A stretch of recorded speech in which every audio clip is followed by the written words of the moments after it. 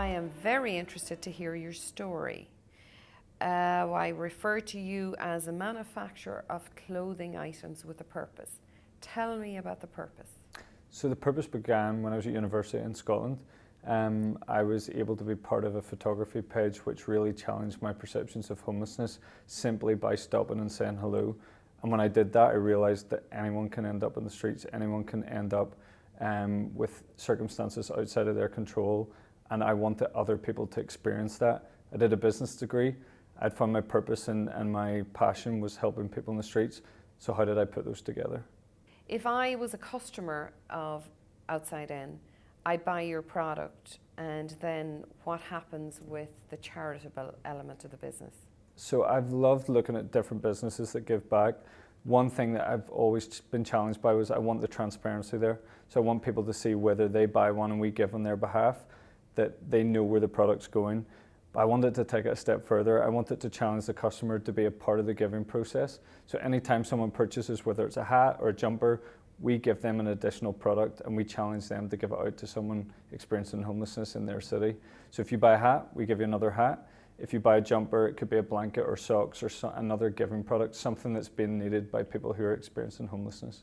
I think that was always my biggest struggle when I started. I think a lot of people challenged me, how can you get two products for the price of one? I was driven to find this price point that was going to work and making sure that obviously the manufacturing was ethical, but at the same time it was a price point where everyone felt included, because our vision statement's bringing those in the outside of society in. So I felt it can't be exclusive in price, it has to be inclusive for the likes of a student or whether it's a grandmother buying these products. It has to be a price that works for everyone. So it's definitely been a challenge to make sure that we can create a price point available for everyone. But I think we've done a good job in that we're not going to be an £80 hoodie or an £80 sweater. We bring that down to £40, and we've very much been able to bring a lot of stuff in-house, whether it's embroidery and screen printing, to lower the costs of the individual products we're making. When I started, my mum gave me one room, and that's where I kind of started this all off. We outgrew that in a year and a half, and then I got a phone call from Work West Enterprise, and they basically said that they had access of an available unit, and would I be interested? And straight away I said yes, I'd love to see it. And when I saw the space, I saw the potential, and from there we're still there. We've went from one warehouse to 3 warehouses. I'm very much a visionary and a dreamer. It was just an empty shed technically, but what I saw from that was I started picturing embroidery machines and shelves and clothing and people working on it, and maybe people experiencing homelessness coming in and helping with that. So I very much saw the opportunity that was available rather than it's just a blank canvas. So it's like, what can we do with it?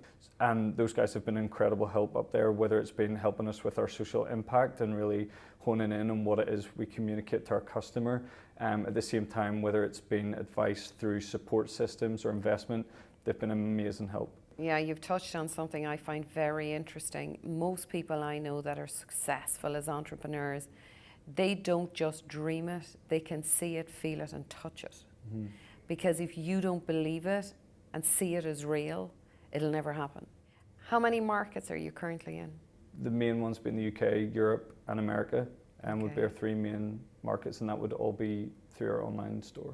What has been your biggest learning curve since you dreamt up the idea of this business and the reality of operating the business? I very much love to dream big, but things change, and I think you have to be able to adapt. The dream of rewriting the perceptions of homelessness is still there, and it will be from day one.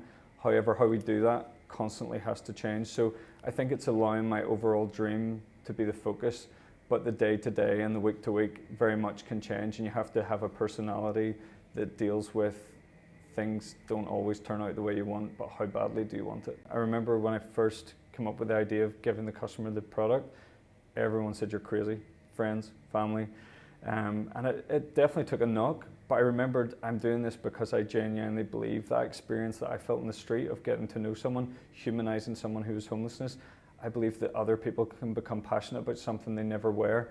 So whether you are passionate about helping, giving back, or whether it's you're passionate about sales, whether you're passionate about food, if you know the core reason to why you're passionate, it doesn't matter when you have that bad day, that bad week, you go back to why am I doing this, and that's what drives and motivates you.